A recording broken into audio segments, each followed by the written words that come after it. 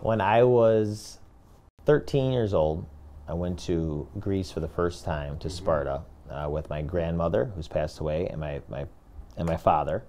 Growing up, I heard all these stories about the village. And, I mean, Sparta is one of the most historic places in the world. You're looking at two huge ranges, or olive oil companies there now. I mean, there's all this different stuff. And it's like a mystical place to me. And when I went there, we visited the house my father was born in with my grandmother.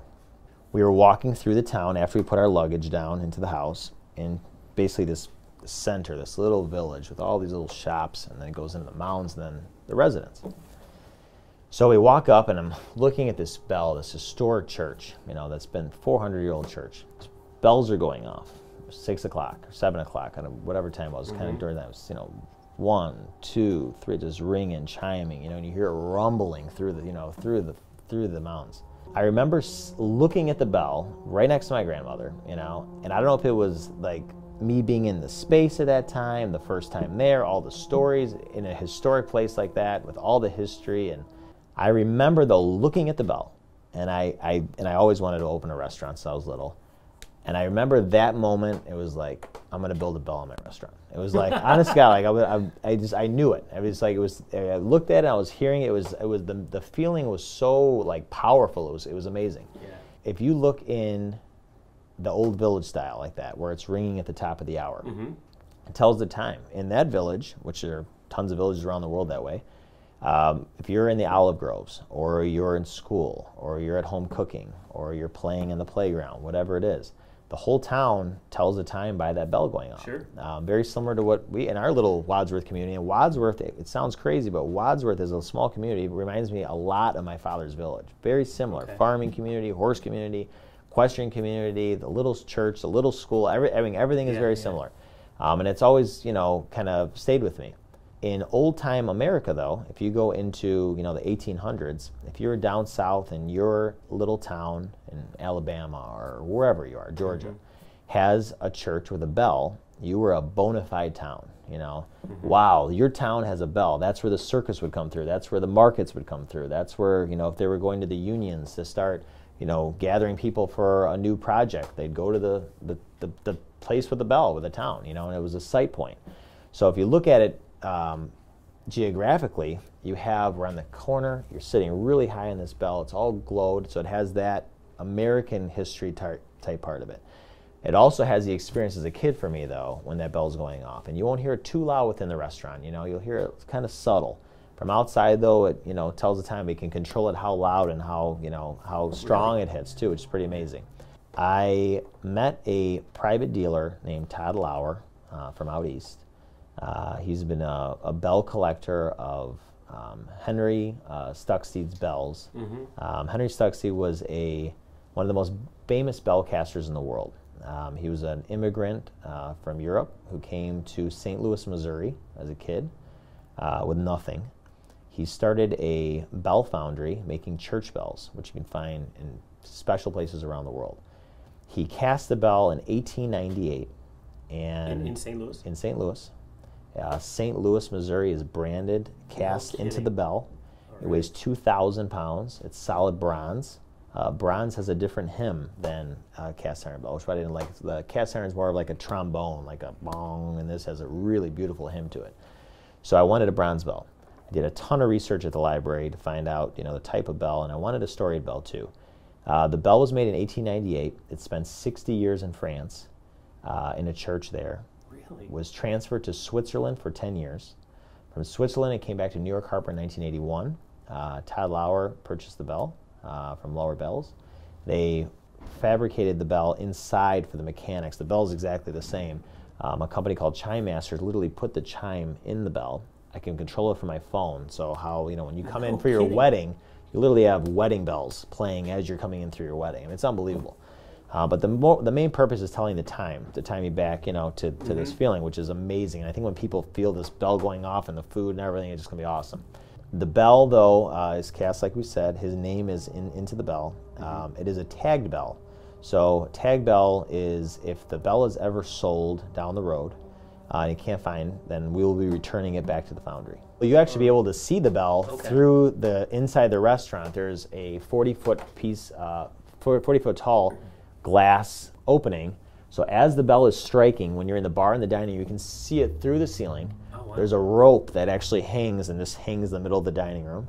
And you'll be able to hear it and see it from outside ringing, and you'll also be able to see it through the ceiling as it's being struck.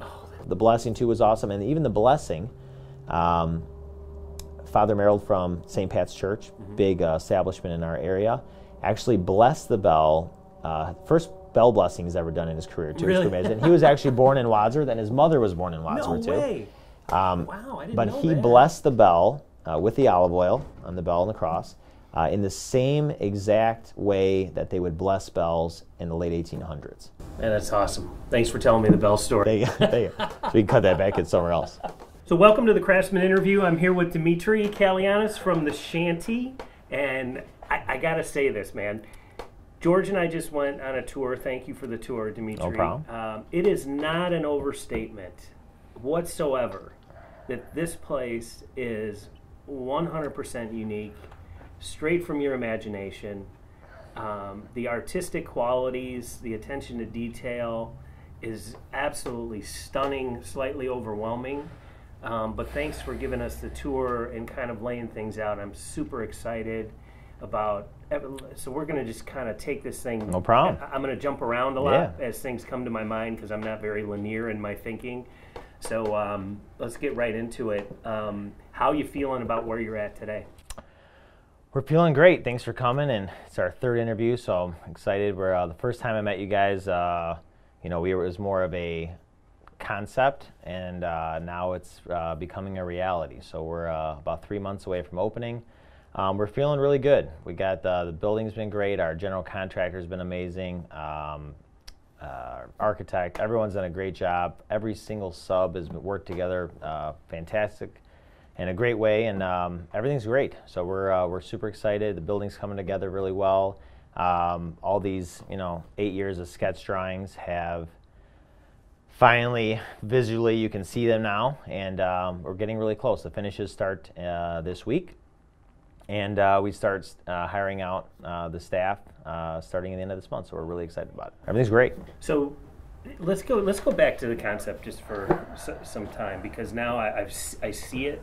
Because the first time we got together, we talked a lot about your family and sort of the historical aspect of the shanty, how you started. You were sleeping on the benches. Yeah. And then the second one was concept. We looked at the drawing, if you remember that. Yeah. That was a blast. And now to see this, to see the stonework, the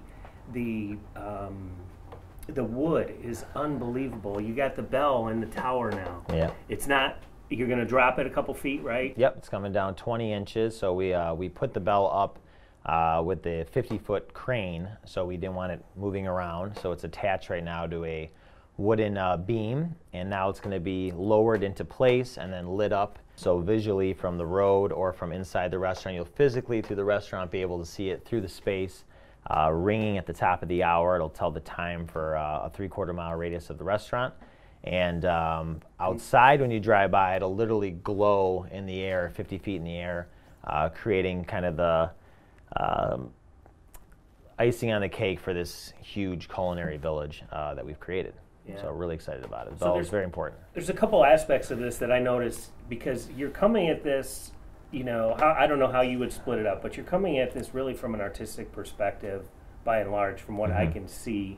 You've got the elements of the stone, the wood, the paintings, how you walk into the space, what's revealed to you by dimensions of walls and corners and everything else. It's this whole experience. I love what we were talking earlier about Danny Meyer, who's one of my favorite restaurateurs, and he was in a recent interview, he was talking about the experience of when you're going into a restaurant. You've thought about all those things, so walk us through the entryway a little bit, and tell us a little bit about what the experience is like when you approach the shanty. Everything from pulling into the parking lot, where you're drawn to in terms of the doorways, and then when you enter the door and all that stuff, because you put a lot of thought into that. The shanty right now, the current space, was designed, obviously the building is about 100 years old, the original part, which we're sitting in right now. And when we added in 2010, we bought the restaurant in 2006 with our family, and when we added the Captain Porky's and the dining room and the bigger restrooms, the kitchen, and the parking lot, we were basically taking a very quaint, small space, and we really wanted to carry that on through keeping the character of the restaurant. And I think we did a great job of that. We actually made... Let me jump in here just for a second, because when you did that, did you have the bigger expansion in mind? Yeah. Okay. Yeah, I've had the big expansion in mind from pretty much the opening week that I was here. So it's been a progression of, one is I had to get the patrons, like if I would have gone from 2006 to this in one shot like that, it wouldn't have worked. One is the customers have grown with the restaurant, the staff has grown with the restaurant, I have grown with the restaurant, our family has grown with the restaurant. And my big thing is, expanding with purpose, which you'll see on, our Facebook stuff and all that. You have to have a purpose for what you're doing. So for us, we had to get really good at working in a small space, which we did, in my opinion. I thought we did a good job of it. We expanded in 2010. That expansion really didn't do anything for us. Our wait times were still the same amount of time, even though we almost doubled in space, added another restaurant, added more parking, off-site catering, everything kind of got crazy from there and got busier. So at this point now, I felt about 4 years ago that we were ready to start the process of opening up a bigger space. There was a lot of logistics involved with that, with purchasing a gas station, dedicating property to the county, which has been great with us, and a lot of logistical parts with the property. Because we're on the corner of Wadsworth Road and 41, there's a lot of limitations to what you can or can't do. Right. So it's been 7 redesigns before we actually went in for permit. And the approach that I took for this part of the restaurant was this quaint, tight, everyone elbow to elbow, homey type feel, which we're not changing at all. We're not changing one nail, and it's the Shanty's charm that people have grown to love, and we're going to keep that exactly as is. The new side takes a lot of that charm, and my background in three-dimensional art, which I majored in college, was probably 50% of the approach going into this this expansion. To me, a patron's feel of how they feel a space when they're in the space, whether they're hanging out with their friends or family or children, how they sit at a table, how they interact with each other, all that was taken into consideration. And also our purpose is we needed private event space. We needed bigger kitchens. We needed more storage area. We needed more parking. We needed a bigger bar. All these things are not stuff that I needed or created. It's what the customers created. And these are things they've asked for. So we have reinvested every penny that they've, supported us with and put it back into the restaurant for them, basically, and for our staff and our family and everyone else. The approach going into it as an art major is how you enter the space, how you feel the space, from the second you pull on the parking lot. If you look at all the old world lights, that's kind of the shell. Then you go into the dimension of the building. Every angle of the building, which is very unique, there's no back of the building. Most restaurants or buildings, you have this really nice visual front, and then they kind of, fades out into this back area that nobody sees. With the design of the restaurant, north, south, east, and west, very visually appealing. Everything you see is real. There's real stone, real brick, real wood. Cedar shakes are real. The paintings are real. There's no aesthetics. You look at a place, like Great America or a place like that. It's setting you in a different space, but it's a lot of fake materials that are creating that. When you're in a space that has, a 2,000-pound bell that was made in 1898, and that's chiming and ringing. And the table you're sitting on is made out of real wood, and you're looking at stone walls, similar to the Shanty is here. There's a difference between real and aesthetic. And I think if you can have a real material place and something that's longevity, has a long last to it, people feel a little different in a space like that. Yeah. Well, What really drew you to that? Because the investment just from an economical standpoint, I cannot even imagine what some of this cost. Yeah. In terms of executing this type of building. It's the cost is everything that our families worked for. I mean, everything, every penny down to it. And to take an investment like that, which most restaurateurs, that's the one thing when they tour, they love the space, they want to get involved, they want to come do events with us. And we have a lot of restaurant guys now from around the country that are coming in, from Chicago, Milwaukee, out west. Right. Just really excited about the space. And it always ends that question is the money. It's, like this is such a large investment. But I think it shows that we're serious. If this is a lifetime project, all the materials that were used in this project, if you came to this restaurant or to this property 200 years ago, this is the material that you would see.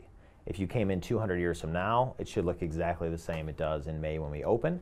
So what material did you get most excited about that you were maybe surprised by? Because when you look at the timber, I'm not sure what the lingo is. Yeah, Dimitri, so the timber came from Michigan. Those were trees that were forested, debarked, hand-cut, hand-hewn, and naturally stained. The stone is coming from Wisconsin, really jagged, old-world stone, beautiful stone. That's great. The brick is coming from Chicago fire that you see through the property, through these walkways. The cedar shake, real material, no aesthetic on that. The bell being real, church glass, church pews. There's so many storied materials through the space, and when you put those all together, I think it's going to create a one-of-a-kind experience, and almost it's very dramatic. It's going to be really nice, and it's holding on to our community for that old charm that Wadsworth has, and really taking this shanty feel that people love and just enhancing it in a very tasteful way. Tell us a little bit about the paintings, because that was really, really unique. Mm-hmm. How much can you reveal about it? So I don't want to reveal too much about the paintings, but the paintings, so I've been in search for about a little over 5 years for an oil on canvas painter. And the thing with oil on canvas is that it's very difficult to find, first of all, an oil painter. An oil on canvas painter is more difficult, and an oil on canvas painter that can paint people and scenery is very difficult. And in the style that I wanted the paintings to be, it's almost set up like a gallery space. It's a series of paintings over the next 3 years that tells the story of basically these fictional people in my head that I believe make up our community and are part of this, shanty culture. When you see the paintings, it's a representation of community. There's no words on the paintings. Everyone will find themselves in the painting, in my opinion, and that's part of the conversation piece. When you're sitting at a bar, our 40-seat bar is a true black walnut that is split in half, live edge, beautiful, when you say natural. True black walnut, tell what does that mean? West of the Mississippi. So anything that's been forested west of the Mississippi is a true black walnut tree. You have a lot of walnut trees that are in the area here, but there are different species of that tree. So this is beautiful. You're looking at the natural grain and the bark and live edge. It's really, really neat. But when you're doing that in front of these paintings, it's a different type of setting. You mix that with wine and food and friends and bell and trusses and church glass. Yeah. So there was you took us upstairs. You've got the huge doors that open up onto a balcony. The view it's a gray day today. Yeah. The view is stunning. I cannot imagine what that is going to look like in the summer and the fall. So that was part of the plan that was redesigned like 4 or 5 times. I wanted to, with the help of our architect and our builder, Chuck Black and Tony Sullinger, we really wanted to get that room right. So we extended the balcony, we changed the doors, the rails, the system's very different. It's basically a double balcony. So it seats around 45 people very comfortably on the second floor with about a 25 to 30 person walkout balcony. Glass doors open to this beautiful panoramic view of the Forest Reserve. The Forest Reserve view is amazing. Fall, you have thousands of colors. Summer, this lush green. Winter, it's like a day like today, just beautiful snow-covered lakes and tree line. So I really wanted to capture that. Plus that view's never going away. So we really wanted to design the building, you know, to look at that. So you're looking at this beautiful nature part.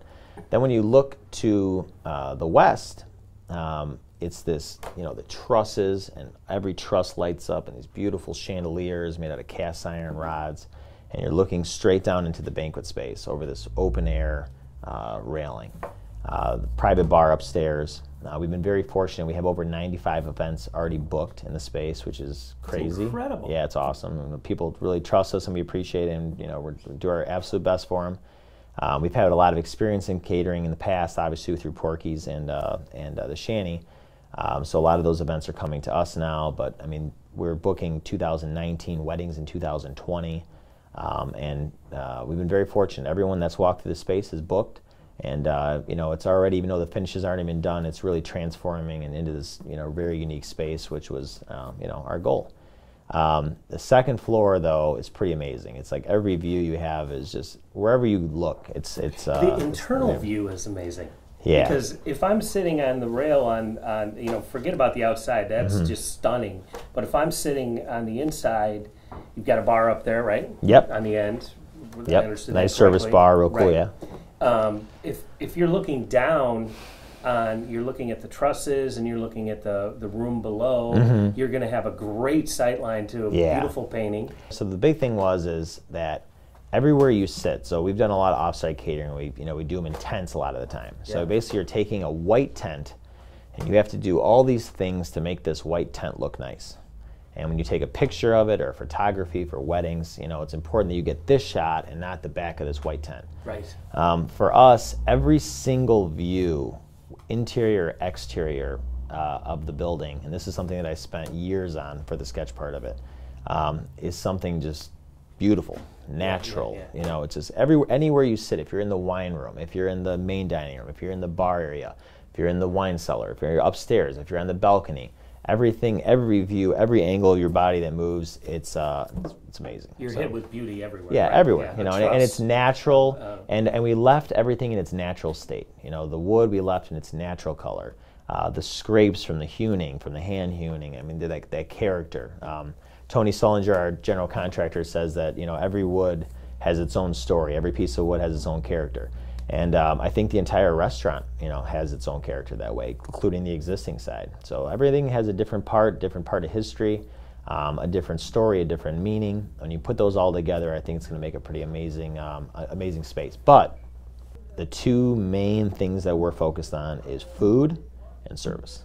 And you can have a beautiful place, but without food and service, it's just a beautiful place, you know. So we need a beautiful place, and we need great food and great service, and we've put a lot of investment and training and skill building into scratch cooking, and, you know, what our foundation's been at Captain Porky's and the Shanty all these years on quality and you know, putting our best foot forward with our staff and our service, putting that all into a big space.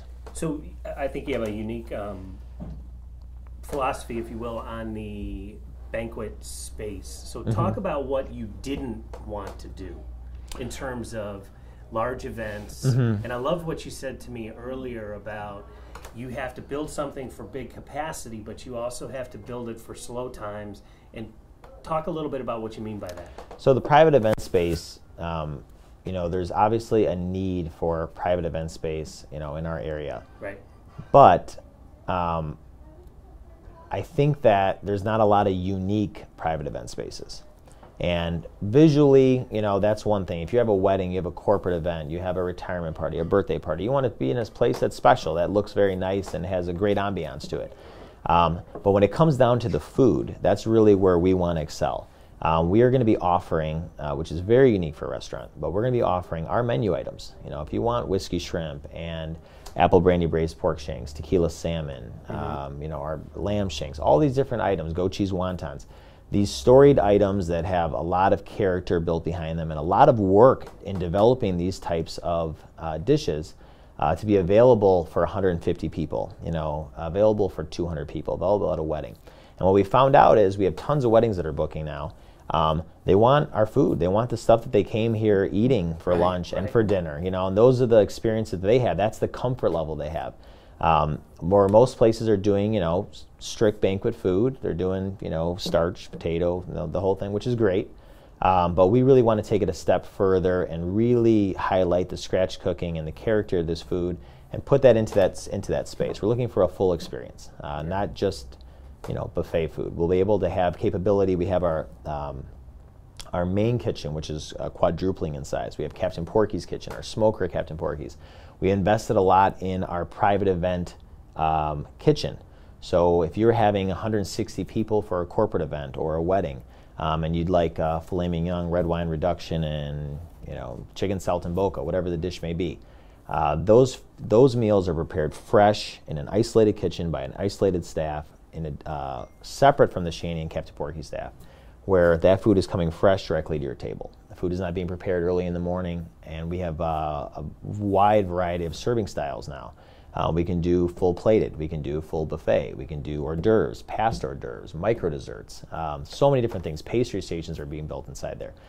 So to have the full capability of any size, any party, anytime, 4 rooms that break into smaller rooms, bigger rooms, huge spaces, while dinner's still going on, I think it's going to be pretty amazing. So give me the breakdown of what you can get as a facility. So I could basically buy the restaurant. If I'm doing a large wedding, for example. So the room that I'm really kind of jazzed about, there's a lot of them. Yeah. The one that I really like is the long the wine cellar room. The wine cellar room. It's kind of like the Last Supper kind of room, right?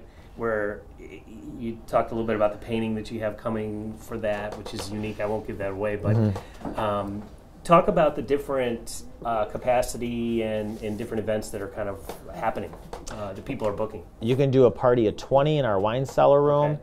Is that a minimum? No, you do 12, 20, and the room opens and closes. Then the wall, it's beautiful, knotty alder wall, opens. Then it goes into this 180-seat private event space, which is a separate room, but those can go together for 200.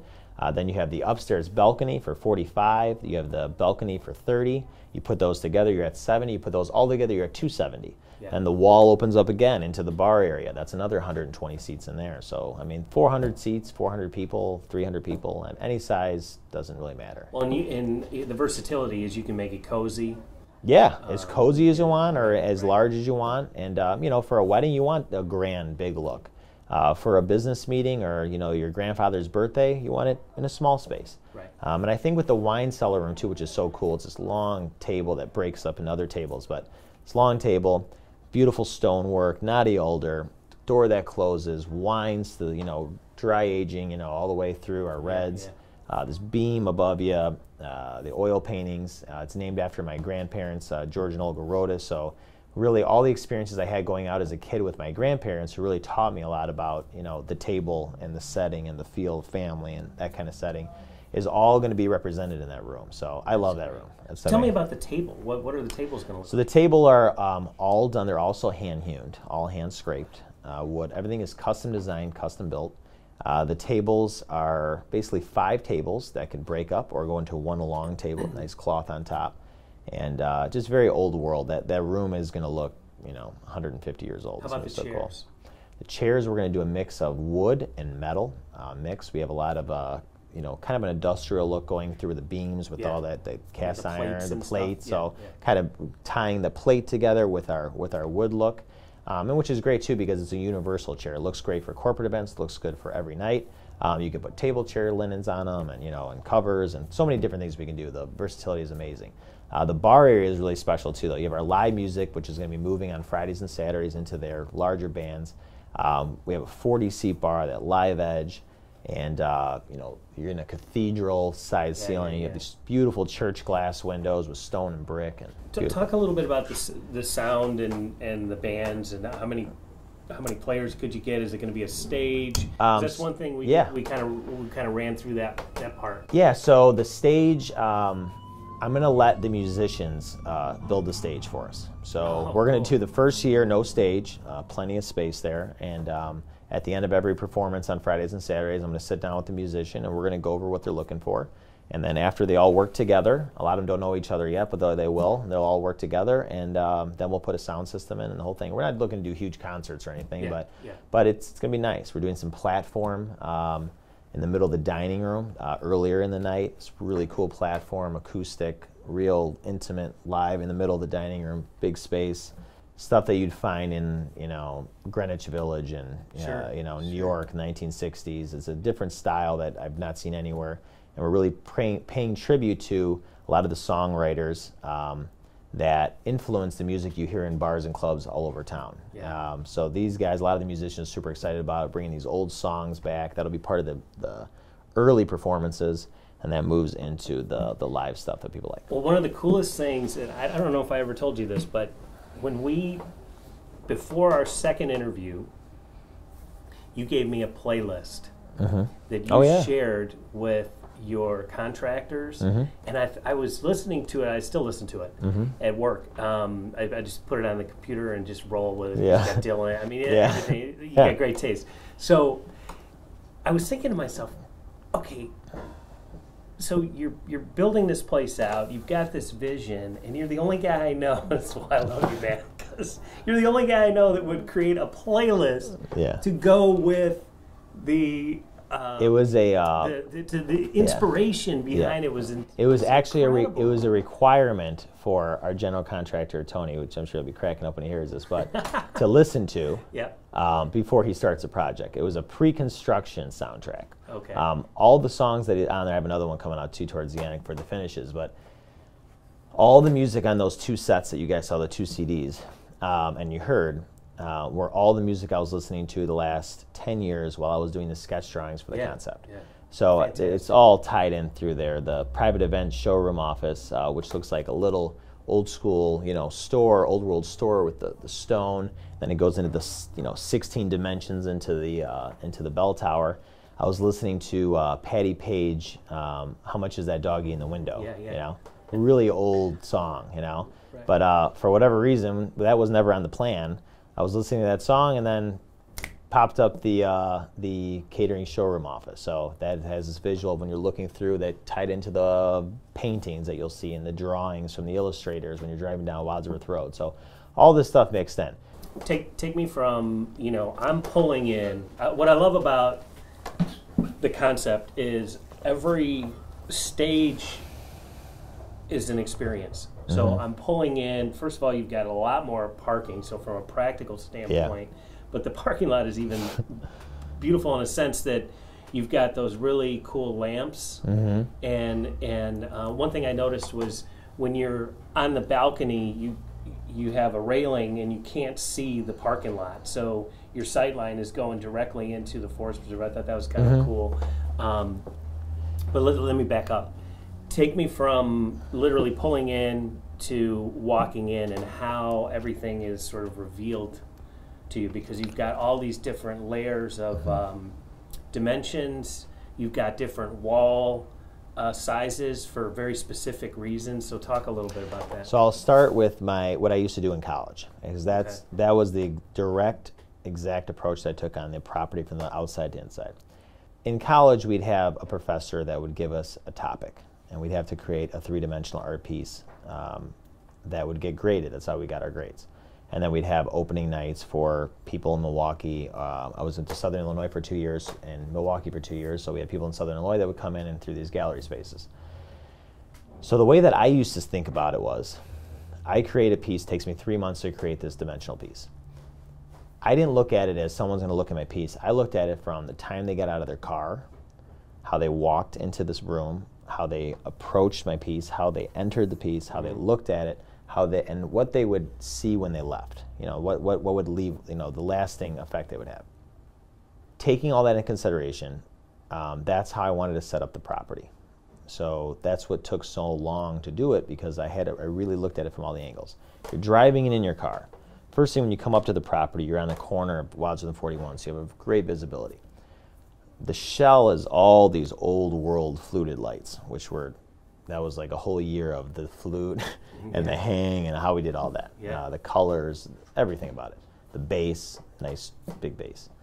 And that's the first thing you see. Then it draws you into the bell tower. So the bell tower is kind of the height of it, then it dimensions down in this culinary village. So when you pull in, no matter what angle you come in, You're seeing the natural stone on the outside. You're seeing the wavy live edge wood. You're seeing the cedar shakes. You're seeing the hanging lanterns. And as you park, you're walking to the entrances. Now, when you walk to the Shanty entrance now, when you open the door, you have the rope with the bag. You know, that was like the same approach I took years ago when I did that on a smaller scale. But there's so many people that love that bag. You know, little kids are just like sitting there opening the door 100 times, you know, but it's cool. You know, it's something different, unique. You don't see that anywhere, so it's pretty awesome. And then the Shanty, really, when you walk in, you know, it has this wall. It stops you, and then you make your decision of, you know, what you're going to do. For this space, because we have so much room, I really could expand how people enter the space, which was very important to me. I spent a lot of time on it.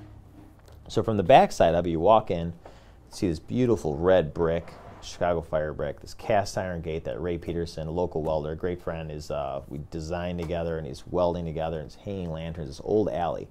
And this gate stops you. It's similar to here. You know, you can't enter the gate, but now you make your decision on how you enter. So from the second you come in, you go through these knotty alder doors and beautiful, you know, fire lanterns. And then it starts, I don't want to give away too much. You kind of start your journey through the space and as you walk through.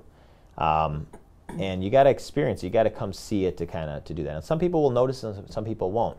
But I think all they need to know is, wow, this is cool. You know, that's basically what it comes down to. They don't need to see all the little detail stuff that we put in, but when you put it all together, it has to be a nice experience. And that's kind of what the Shanty is. You know, even though it's quaint and small and the ceilings are short and everyone's crammed and shoved together and waiting a long time, it's like family. You know, everyone loves it, and we still feel comfortable here. So that was very important on that side. As for the sensory part of the project, the same way we draw, you know, how the professor or the guest would walk in. I used to try to draw my professors into our piece that we would create through their senses, through sound and smell and taste and, you know, sight.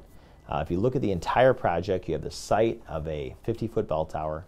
You have the sound of the bell, the chime, telling the time for old world style. You're hearing the bell. You have the smell from Captain Porky's smoker roaring on the corner. You have the taste of the food, the touch of the material in a setting that transforms you into this old world, you know. And when you mix that with friends and food and family and, you know, drinks and service and our staff and the hospitality, I think it's going to be an amazing experience.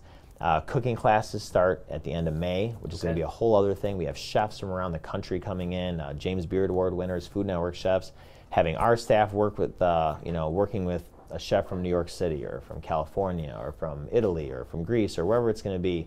And what a treat for, you know, local people to come between Chicago and Milwaukee, have food from New York City, French-style stuff on a Tuesday night. Our wine director, David Fulton, doing a whole wine lecture together in this old world space.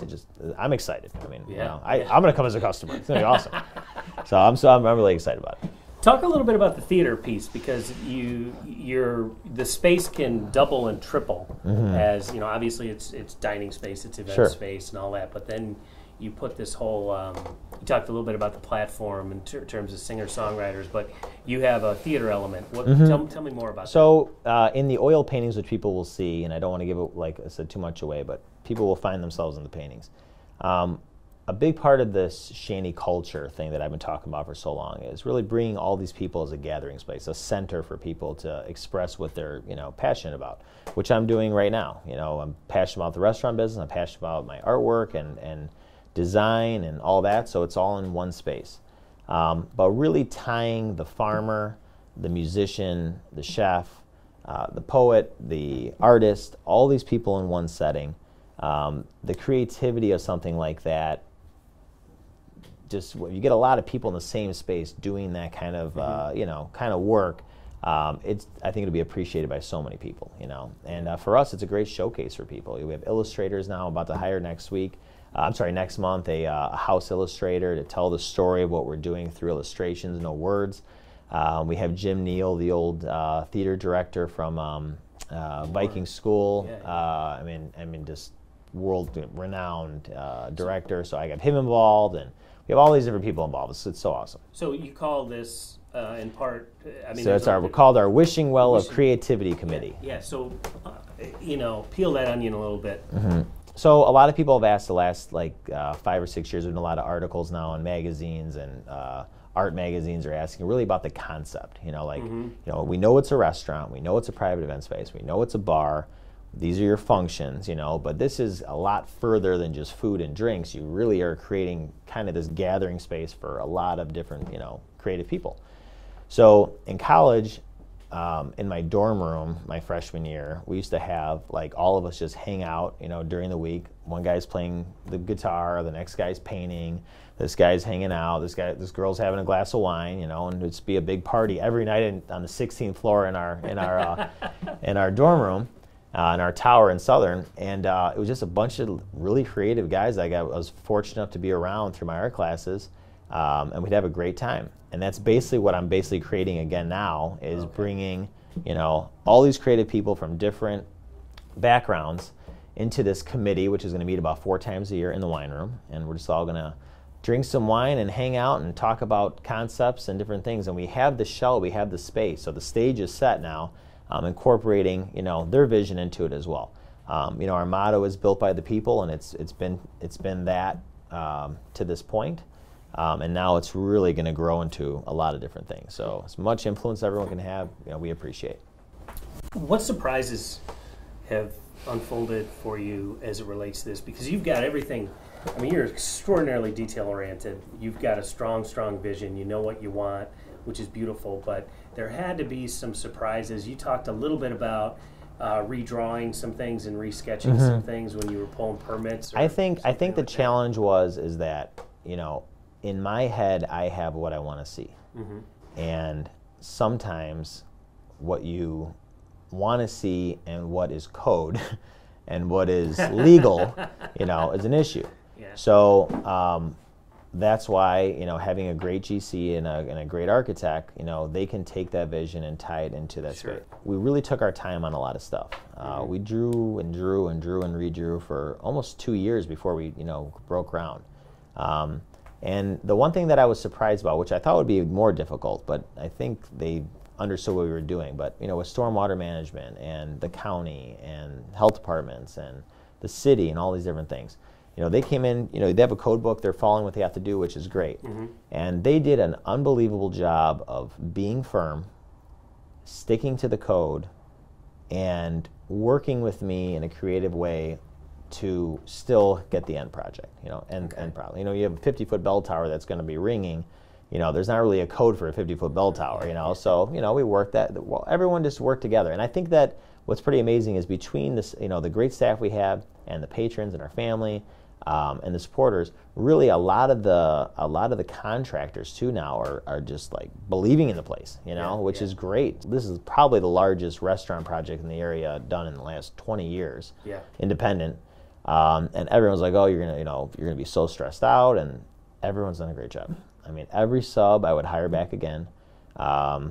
Tony's doing a great job overseeing everybody, and I mean, it's been pretty smooth, you know, and just pretty awesome. So that's great. Yeah, I mean, that's what I was shocked about. To ask what I was shocked about, that's what I was shocked about. I really thought it would be not a lot harder. I mean, it's still hard. I'm not sleeping and working 22-hour days, but just the teamwork has been amazing. Well, it's and a I think testament to you. Because we have that, I think it's gone well. Yeah, it's a testament to your architect. Tony, yourself. And I think I think knowing what we're doing, you know, I think I had a construction with the Shanty in 2010, a little bit under my belt. Obviously, it's a bigger project, so I learned a lot. I'm still learning a lot on this project too. But we have a very clear vision of what we're looking to do, and I think that's where everything kind of falls in place. If you don't have that and you're just kind of making a decision as you go, and you know, kind of making it up as you go along, I think it's a little more difficult. Everywhere I look, there's something of beauty. There's something unique. Number one, our primary goal is good food. Period. I want you to have good food and good service. You know, those are the two big things. The space is going to be different for everybody. You know, there's so many. We're working right now on the mood of people when they come in. I've been doing a lot of this. That's what I've been working on.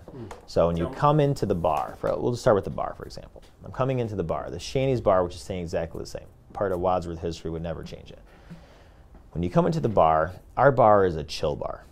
You come in, you work your day, you sit down, have a cocktail, have your dinner, chill out, you know.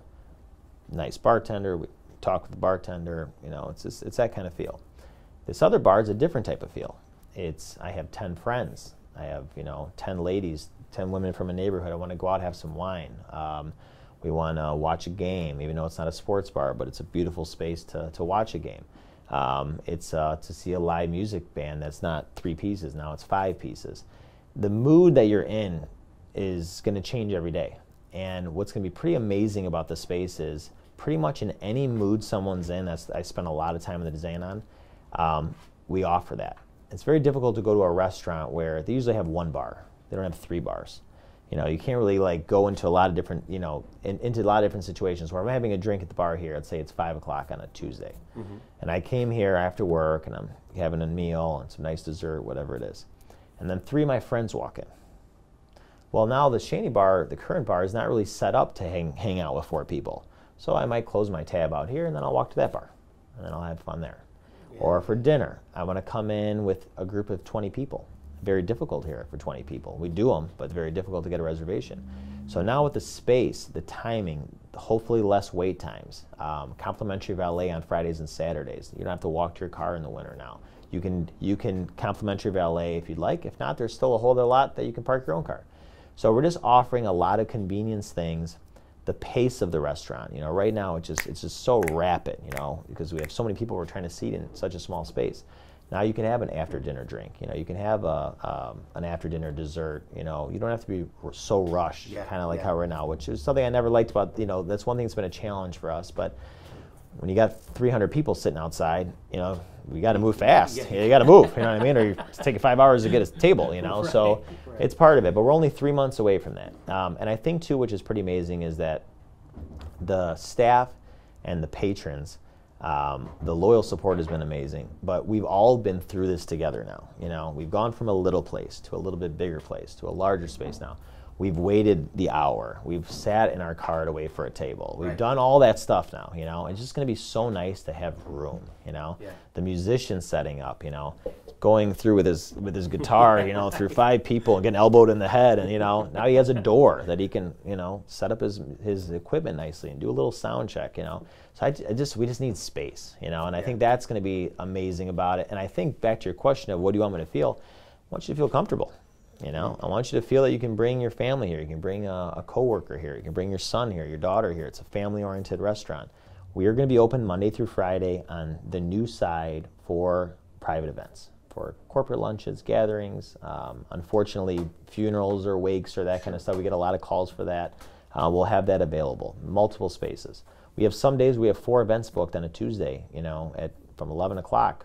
We have 4 different rooms. They all close off, very private. A lot of business owners. There's no place really to do business anymore, publicly. So what's happening now is we're doing a lot of catering off-site into an office where they're talking about financing or, confidential information for a business. Sure. It's hard to go to a restaurant and do that now. You can't sit in a dining room with that. So that wine cellar room that closes off completely, there's a phone in there. You call the kitchen. The server comes when you need him to come. Little things like that, So we found a lot of gaps. I believe that just wasn't available in the area, and we'll be able to do all that. Projection screens now for corporate during the day. So our corporate space was designed by the corporations, by people that book these parties, And they eat here every night, and I kept asking, what do you guys want? What do you guys want? What do you guys want? What do you guys want? What do you guys want? Great. And they appreciate it, and honestly, they're the ones using the space, so I'm going to accommodate. Our staff, you guys need more room. We need somewhere to roll silverware. We need a private room to put your purse or whatever, whatever it is. I mean, we need room. So coolers, prep spaces, everything is in. A project like this is typically probably a 10-year plan for a business model. We did it all in 1 year. It was a big investment right away, but I feel that we will grow into the space, and if it's busy right away, we'll accommodate. If it's not, we have time to grow into those spaces. Sure. And I'm fine either way with it. My plan is the 30-year plan. It's not a fly-by-night thing. It's a long wave business. It's something that I talk to my staff about a lot. You need to think in a long wave. Do not be a short wave person. It's very, very important to me. And our staff's done a great job. Our management team is going to be amazing. And we have a lot to do. But there's going to be hiccups, So our thing is that you're not going to go from a little place to a big place and being, perfectly, everything's going to be seamless. It's not going to happen. Right. And what I believe, are good at is fixing issues quickly and caring. And I think what separates restaurants what separates business, being a good father, being a good husband, whatever, you got to care. You just got to care, Amen. And that's our business model. We care a lot, we really, really care a lot, and we'll work and not sleep until, our people are taken care of. And if we make a mistake, we're going to do our best to fix it. I'm going to spend this next 6 months seeing how the business comes. We're not going to go crazy gung-ho pushing it and all that. See how it comes, see how much private event business you do, see how much dining business you do, see what the people want, talk to the people. I'll be in all the tables, I'm very approachable. I think one big thing with the restaurant, which is nice, is I'm still bussing tables, and I'll still be bussing tables when I'm over there, And I really, really like to interact with the people that come here. If it wasn't for them, we wouldn't have a restaurant. So I'm really going to listen to them. And January 2019 is really when we're going to fine-tune that game plan and really on all cylinders what we're looking to do. Yeah. Well, congratulations on all the growth, the expansion. Thank you. The space is outstanding, and between now and May, do you have a day? Our plan is to be done by the end of March with all the finishes. Flooring's going in, walls are up, so we're getting very close.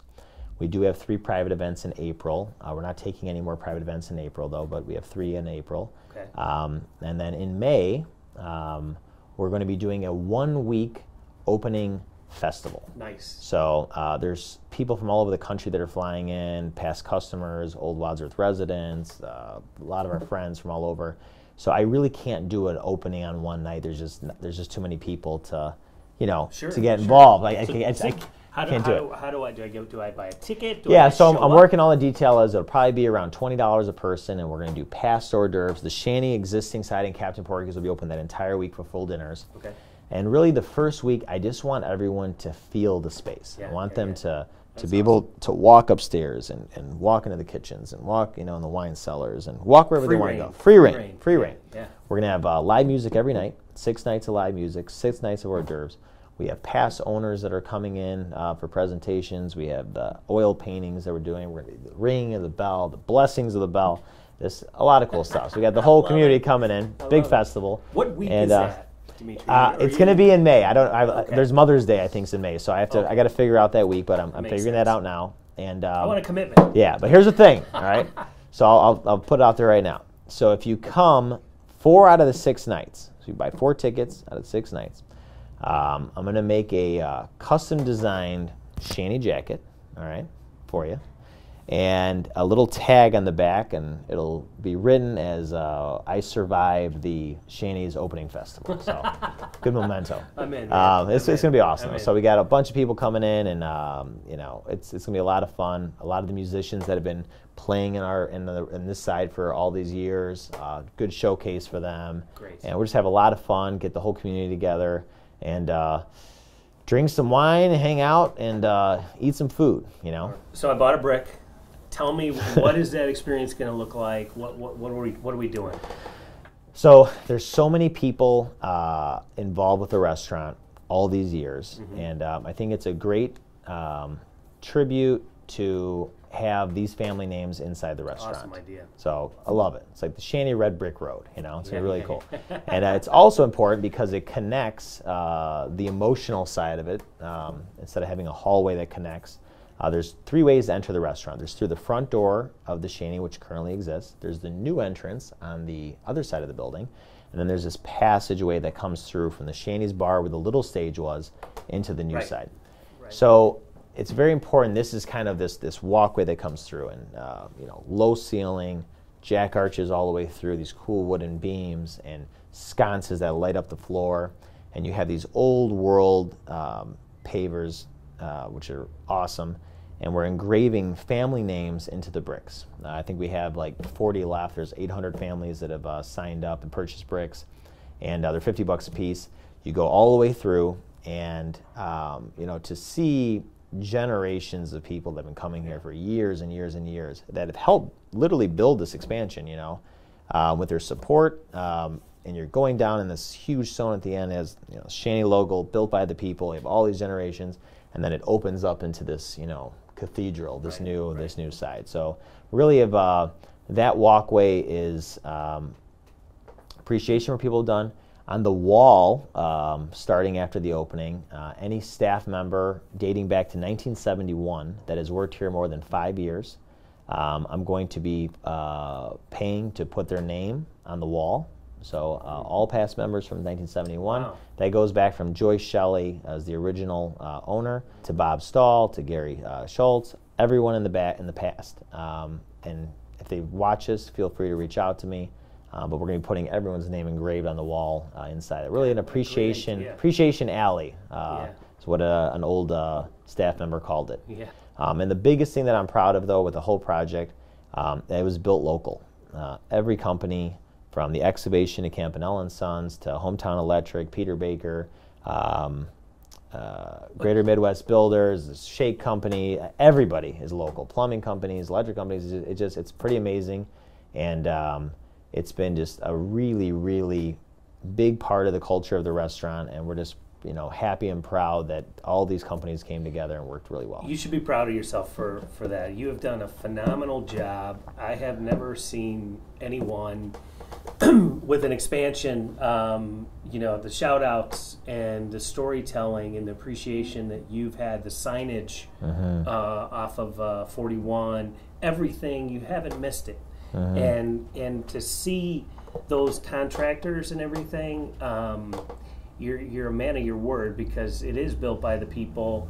And the fact that you really highlight each one of those organizations that are working really, really hard in this below zero weather, by the way, has been, I just tip my hat to you on that. That's really cool, man. Well, I appreciate our staff. I appreciate, you know, our family has worked really hard for all these years, and I appreciate, you know, the people that are building this facility. You know, when this is all done, I want them to drive by and, you know, and be proud of something that they've done, you know, and not that they're not with other projects, but I think this is a special project. I think it's a unique one. For our staff, you know, they're creating an unbelievable work environment. For our current staff, we need to hire 54 people next month. You know, there's 20 people applying a day. We have people from all over applying, which is amazing. And, you know, they are creating a space for the next, way after I'm gone, you know, 100 years of people working here and staffs and, you know, future owners, or who knows what's going to happen, you know, down the road. But this building will look exactly the way it did, you know, when we open in May, 100 years from now. So, well, there's no doubt in my mind. After we're all gone, there'll be a whole new staff and a whole new, you know, thing here, and I hope they carry everything on that we're proud of. Yeah, real quick, the Porky's side of things. I love the room for the catering. Yep. I love the idea of the art. Yep. That you can see from Wadsworth Road. Yep. The pencil illustrations and everything. Can you just briefly touch on that? Yeah, totally. So Captain Porky's is my dad, my brother, and my sister. Dino, George, and Nota are all obviously operating Captain Porky's. Me and my mom and our staff are on this side. And they are expanding. Captain Porky's is adding another 50 seats, which people may not know about. So there's another expansion going on. Porky's is growing like crazy. They're doing a phenomenal job, and they're all working their butts off. They got a great staff there, but they're still going nuts with all the off-site catering, the fresh seafoods, fresh smoker, and they're out of space too. So they just need room for someone to sit down and eat. So that's going to be really awesome for them. We're still going to keep the turnaround lane. That's a question that people ask: are we losing that drive lane? We're not losing the drive lane. So that'll be the expansion of Porky's, and that side is really cool too. There's a bunch of stonework and cedar shake, and the Captain Porky's logo. All the signage gets redone in hand-painted wood, which is going to be beautiful. That's actually in process right now. That's great. So huge future for Captain Porky's too. And what's so nice about it is that private event showroom office, even though that, you know, we're really pushing the Shanty's, you know, private event space on site, you know, Porky's, a big part of their business is all the off-site catering. So you'll be able to walk in there and pick out stuff for Captain Porky's, for the Shanty, on-site, off-site, small event, big event. it's a really exciting time. My dad's, full blown into the farming right now, and doing all that, which he's doing well with. He made me some lemon chicken for Christmas Eve. Cool. Because you guys were just jamming next door on Christmas Eve, and I had to pick up all the food and everything. It was wonderful. It wasn't even on the menu. I don't know if I should say this, but I told him what I wanted, and he's like, "I'll make it for you." Yeah, that's part of Porky's there too. They do a lot of that, great, which is great. But was awesome. yeah, they're doing great. The kids are all, my brother has 4 children. My sister has a little son now. I have my daughter and my son. So we're busy raising kids and working and running. So it's gonna be a crazy next 5 years. But we're really excited about it, and having all the kids now too, it kind of gives a lot more purpose to our work too. So it's awesome. That's awesome. Congrats, Dimitri. It's always fun. Thank you so much. We appreciate it. I'm following all your stuff on Facebook. You're doing all the interviews. It's awesome. So we really appreciate it. And it's pretty amazing how, our first interview to now. And then I'd like to see you hopefully, when it's open. And then we can. Do one on the balcony. On the balcony. Yeah, that'd be awesome. Damn straight. Yeah. Thank you so much. We really appreciate it. Thank you so much. Good deal, man. Thanks, George. That's a wrap.